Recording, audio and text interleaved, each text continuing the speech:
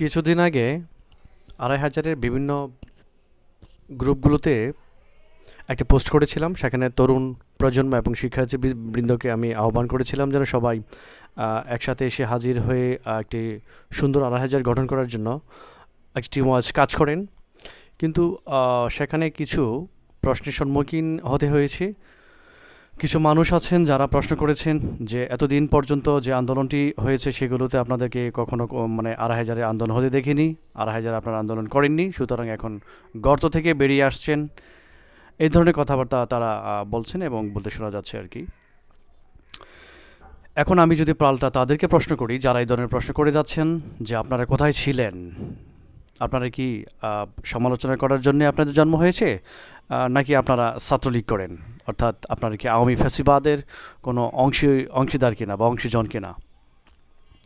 আন্দোলনের স্টাইল বা কৌশল থেকে যদি কিছু বলি, সেটি হচ্ছে আন্দোলনগুলো মূলত বিশ্ববিদ্যালয়গুলো থেকেই মানে এগুলো সূত্রপাত হয় এবং সেটির নেতৃত্বটা আমরা বিশ্ববিদ্যালয়েই থাকতে দেখি এবং কেন্দ্রটা মূলত বিশ্ববিদ্যালয়কে কেন্দ্র করেই পরিচালিত হয়। তো এখানে ২,৫০০ থেকে আমার জানা মতো এবং আমার পরিচিত অনেক ছোট ভাই বোন যারা আছেন বিভিন্ন বিশ্ববিদ্যালয়ে পড়াশোনা করছেন, সেখানে তারা ব্যাপক আন্দোলনের সাথে জড়িয়ে পড়েছিলেন এবং ২,৫০০ থেকে যারা বিভিন্ন জায়গায় পড়াশোনা করছেন, বিশেষ করে ২,৫০০ কলেজ, সরকারি সফর আলী কলেজ সহ বিভিন্ন জায়গায় যারা পড়াশোনা করছেন, তারা আওয়ামী ফ্যাসিবাদী যে শাসন, সেখানে ছাত্রলীগ যুবলীগ তাদের ভয়ের কারণে, আতঙ্কের কারণে ২,৫০০ কোনো প্রতিবাদ বা কোনো আন্দোলন গড়ে উঠতে মানে তারা সাহস করেনি, সেটি তাদের দোষ নয়। তারা আমরা দেখেছি ঢাকার বিভিন্ন জায়গায়, যাত্রাবাড়ি এলাকা সহ বিভিন্ন জায়গায় তারা আন্দোলন করেছেন এবং সেটি ২,৫০০-এর সন্তান হিসেবে তাদেরকে আমরা তাদেরকে সাহসী বলে প্রশংসা করি। এখন আমরা দেখেছি মুক্তিযুদ্ধের সময় কোনো একটি নির্দিষ্ট জায়গা থেকে আন্দোলন বা যুদ্ধ না করে তারা ছড়িয়ে পড়েছিলেন বিভিন্ন জায়গায়, সেটি ২,৫০০-এর সন্তানরাও করে দেখিয়ে দিয়েছেন। তো সব কিছুই সেন্টার কেন্দ্রিক। তো যেহেতু সেন্টারে এই আন্দোলনটির মূল কাজটি ছিল, সেখানে সবাই ২,৫০০-এর যে শিক্ষার্থীবৃন্দ, তরুণ প্রজন্ম সেখানে জড়ো হয়েছিলেন, আন্দোলন করেছিলেন।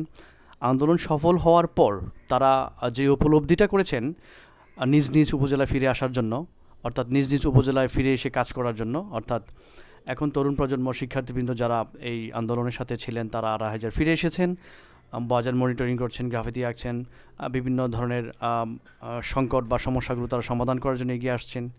আমি তাদেরকে সাধুবাদ জানাই। আমি নিজেও এই আন্দোলনের একজন সক্রিয় কর্মী। ১৮ সালের কোটা আন্দোলন আমার নেতৃত্বে নরসিংদী থেকে বিরাট একটি আন্দোলন হয়েছিল। এবারও আমার জোরালো ভূমিকা ছিল। বিভিন্ন জায়গায় আমি বিভিন্ন সময় বিভিন্ন টেলিভিশনে আমি সাক্ষাৎকার দিয়েছি। শিক্ষকদের বড় যেই সমাবেশ হয়েছিল সেখানে আমি বক্তব্য দিয়েছি, সেগুলো ইতিমধ্যে বিভিন্ন সোশ্যাল মিডিয়ায় ভাইরাল হয়েছে, আপনারা দেখতে পাবেন। তো আমি ২,৫০০-এর যে শিক্ষার্থীবৃন্দ, তরুণ প্রজন্ম, তাদেরকে আমি সাধুবাদ জানাই। কোনো সমালোচনা যেন তারা কানে না নেন, কারণ এগুলো আমরা দেখেছি সবসময় একটা সফল আন্দোলনের পর একটা সংকট সৃষ্টি করার জন্য কুচক্রী মহল সবসময় এই কাজগুলো করে থাকেন, যেগুলো ২,৫০০ মানে এটার বাইরে নয়।